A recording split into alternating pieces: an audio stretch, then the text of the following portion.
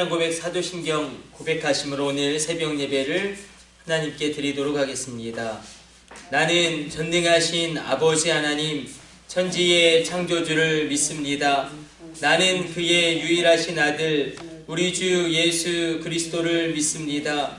그는 성령으로 잉태되어 동정녀 마리아에게서 나시고 본디오 빌라도에게 고난을 받아 십자가에 못 박혀 죽으시고 장사된 지 사흘 만에 죽은 자 가운데서 다시 살아나셨으며 하늘에 오르시어 전능하신 아버지 하나님 우편에 앉아 계시다가 거기로부터 살아있는 자와 죽은 자를 심판하러 오십니다. 나는 성령을 믿으며 거룩한 공교회와 성도의 교제와 죄를 용서받는 것과 몸의 부활과 영생을 믿습니다. 아멘. 찬송가 242장 찬송 드리겠습니다.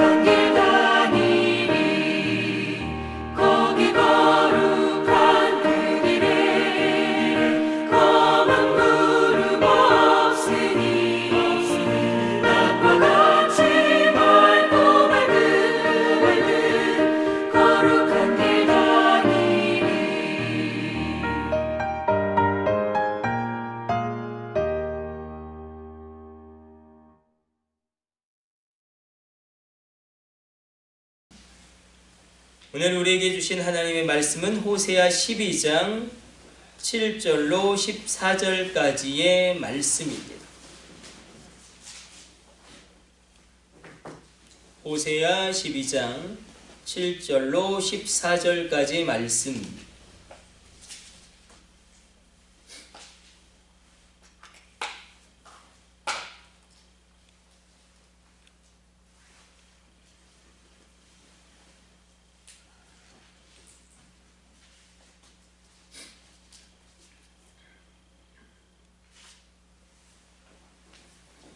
우리 7절로 14절까지 말씀 한 절씩 교독해서 읽겠습니다. 그는 상인이라 손에 거짓 저울을 가지고 속이기를 좋아하는 도다.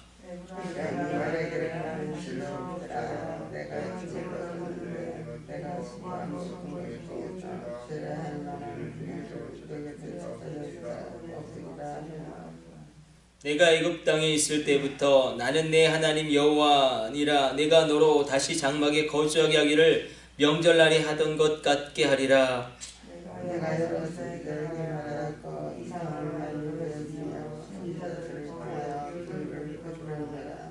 길르앗은 불의한 것이냐? 과연 그러하다. 그들은 거짓되도다. 길갈에서는 무리가 수송아지로 제사를 드리며 그 제단은 바디랑에 쌓인 돌 무더기 같도다.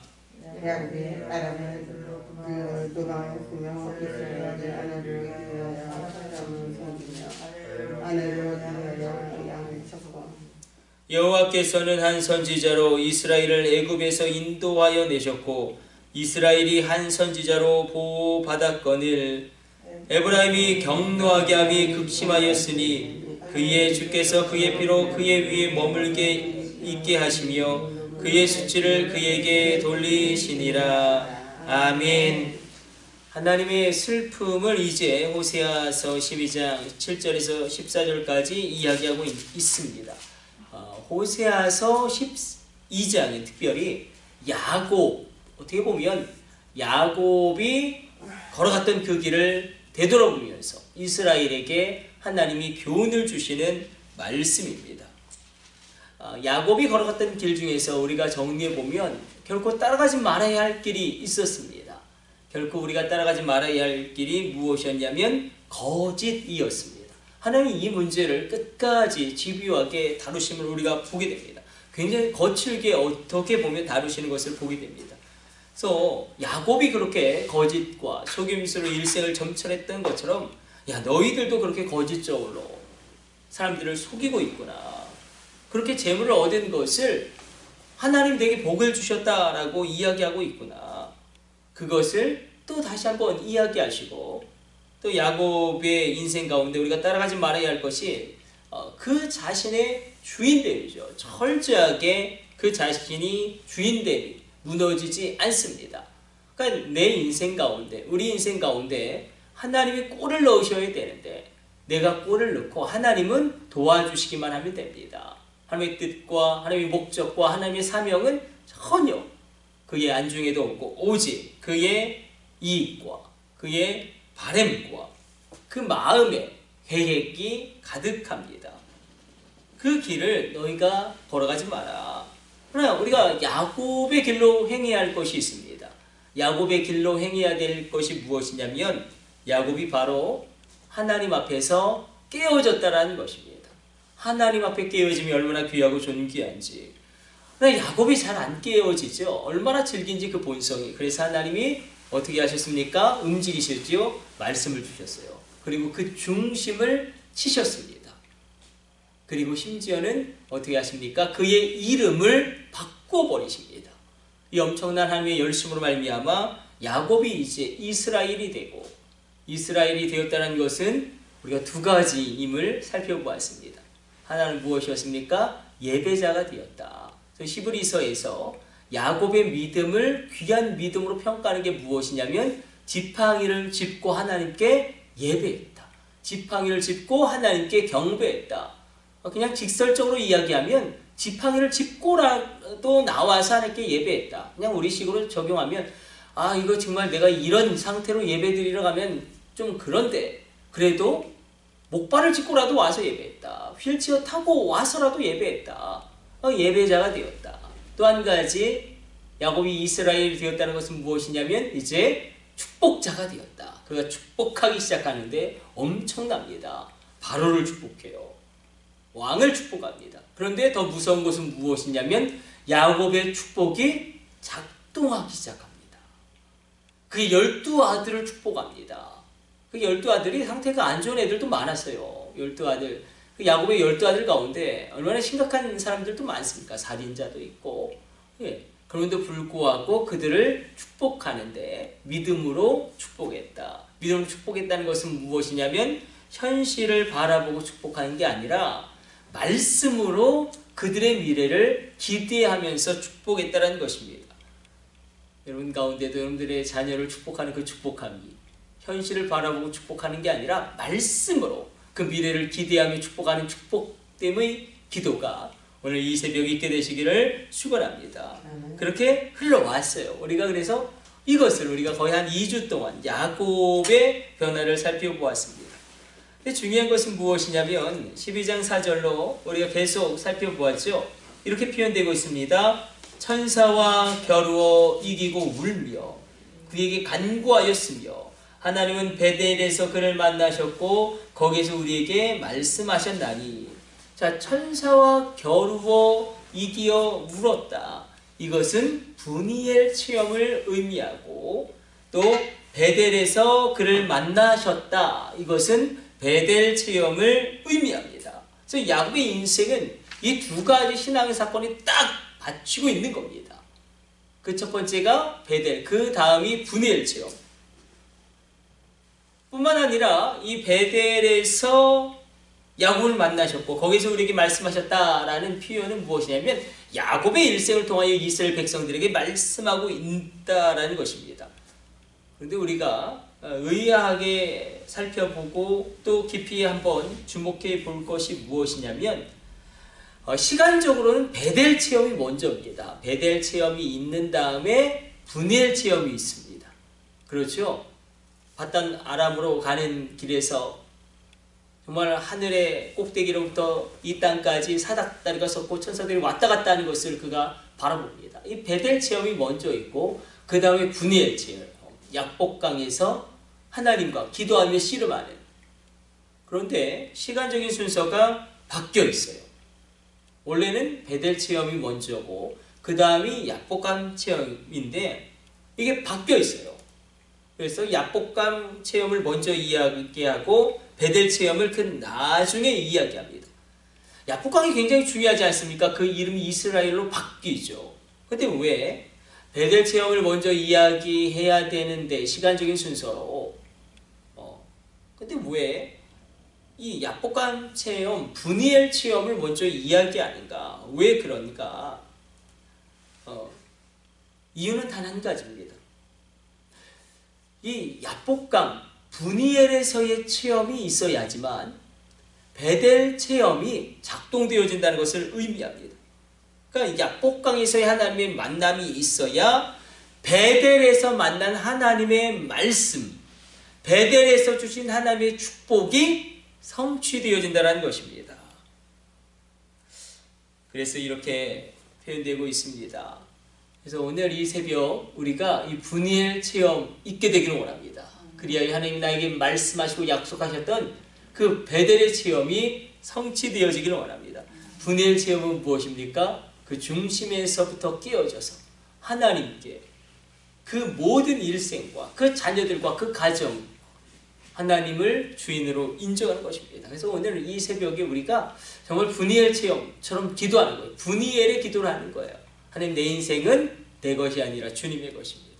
하나님, 이 자녀 하나님 것입니다. 하나님, 우리 가정도 하나님이 주인이십니다. 하나님, 우리 교회도 하나님이 주인이십니다. 이 나라와 이 민족 하나님이 주인이십니다. 하나님을 하나님의 자리로 올려놓는 것입니다.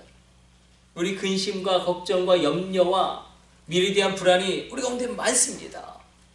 얼마나 급박하게 이 시대가 돌아가고 있는지 모릅니다. 여러분, 이 코로나 사태의 최후의 승자는 우리나라가 아니었어요. 우리나라는 박살났어요. 반도체도 지금, 반도체도 우리가 그렇게 잘했던 반도체인데 자동차 반도체는 우리가 거의 90% 넘게 수입하고 있습니다. 삼성전자도 공장을 한국에 짓지 않아요. 미국에 짓지. 왜냐면 이 미국의 정책 가운데 우리나라가 코로나 이후에 굉장히 산업의 재편 가운데도 어려움을 겪고 있어요. 이 위기를 기회로 잘 바꿔야 되는데, 그래도 우리가 하나님께 기도하는 겁니다. 하나님, 이 나라의 주인도 하나님이십니다. 왜 이것이 중요하냐면, 하나님의 주인됨이 인정될 때에 드디어 하나님이 말씀을 성취하시고, 베델에서 나에게 주셨던 말씀, 베델에서 나에게 약속하셨던 그 약속을 하나님이 친히 이루어가기 시작합니다. 그래서 오늘 이 새벽에 우리가 푸니엘 체험이 있기를 원합니다. 푸니엘의 기도가 있게 되기를 원합니다. 그냥 의지적으로 입술로라도 내 마음을 생각하면서 고백하는 거예요. 이 고백이 얼마나 중요합니까? 하나님, 내 인생의 주인은 하나님이십니다. 하나님, 이 아들, 이 딸의 인생의 주인도 하나님이십니다. 하나님이 참 부모가 되셔서 친히 이끌어가 주시고 먹여주시고 길러주시고 살려주시고 권능으로 사용하여 주옵소서. 이렇게 올려드리는 거예요. 우리의 주권을 하나님께 올려드리는 겁니다. 하나님, 우리 가정의 주인도, 우리 가정의 주님도 주님이십니다. 주님이 이루어 가셔야 합니다. 이렇게 우리가 하나님의 주인됨을, 하나님의 주권을 인정되는 그 인정됨이 있을 때에 하나님의 약속의 말씀이 성취되어질 줄로 믿습니다. 우리 기도하겠습니다. 하나님 감사합니다. 오늘도 주의 말씀 묵상하였습니다. 우리가 야곱을 따르지 말아야 할 길, 그 길을 따라가지 않게 하여 주시고 야곱의 길로 행해야 할 것을 행하게 하여 주옵소서. 우리 가운데 오늘 이 새벽에 푸니엘 체험이 있게 하여 주사 베델의 말씀이 성취되어지고 베델의 약속이 현실화되어지게 하여 주옵소서. 내 인생의 주권을 주님께 올려드립니다. 우리 가정의 주권을 주님께 올려드립니다. 우리 교회의 주권도 주님께 올려드립니다. 이 나라 이 민족의 주권도 주님께 올려드립니다. 주님이 원하시는 뜻대로 이끌어가 주옵소서. 주님이 원하시는 뜻대로, 주님이 계획하신 뜻대로, 주님의 목적대로 모든 것을 성취하여 이루게 하여 주옵소서. 이 모든 것을 우리 주 예수님의 이름으로 기도드립니다. 아멘. 주님 가르쳐주신 기도 올려드립니다. 하늘에 계신 우리 아버지, 아버지의 이름을 거룩하게 하시며 아버지의 나라가 오게 하시며 아버지의 뜻이 하늘에서와 같이 땅에서도 이루어지게 하소서.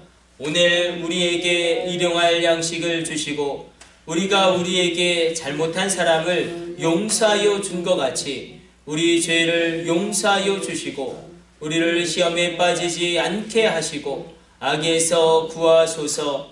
나라와 권능과 영광이 영원히 아버지의 것입니다. 아멘. 주여 삼창하심으로 합심으로 기도하는 시간 갖도록 하겠습니다. 우리 합심으로 기도합니다. 주여, 주여, 주여.